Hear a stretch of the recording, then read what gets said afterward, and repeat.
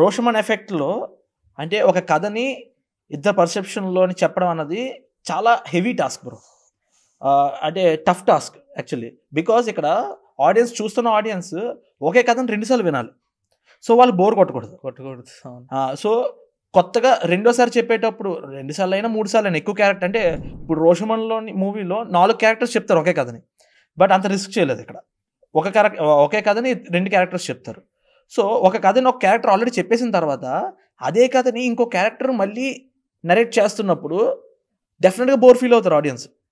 But అలా bore feel అవ్వకుండా exciting elements ఇవ్వాలి.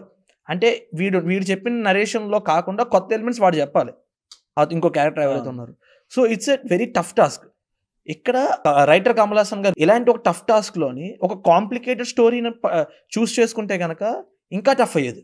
నార్మల్ ఒక లేమెన్ చూసినా సరే సినిమా అర్థం అవ్వాలి 2 వర్షన్స్లో చెప్పినా. సో ఒక ఊరు మనిషి చూసినా సరే కథ అర్థం అవ్వాలనే ఉద్దేశంతో రూటెడ్ విలేజ్ స్టోరీని ప్రజెంట్ చేశారు. మనకి ఏదో ఒక ఇదే కాన్సెప్ట్ని యూస్ చేసుకొని మనకి ఏ కథనే చెప్పచ్చు. సిటీలో కథ చెప్పచ్చు, లేదా ఒక మర్డర్ మిస్టరీ చెప్పచ్చు, లేదా ఇంకా సైన్స్ ఫిక్షన్ లాంటి స్టోరీలు అవి ఇంకా కాంప్లికేట్ అయిపోతుంది చూసే ఆడియన్స్కి. When it is rooted story ఒక అసలు సినిమా అంటే ఏంటో తెలియని ఒక లేమెన్కి కూడా కథ అర్థమైపోతుంది. So he choose a very nice part to present this film. Correct. I think that is the essence of this what storytelling is.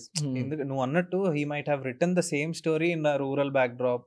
Yeah, this is rural backdrop actually. I mean sorry అదే urban backdrop. Yeah, ఆ zone లోకి వెళ్ళొచ్చు. But he chose this because ఎందుకంటే ఆయన తీసుకున్న story backdrop అప్పట్లో ఎద్దులు జల్లికట్టు సీన్లు ఇవన్నీ that was all original. Yeah. And cinema మొత్తం they use live recording sessions.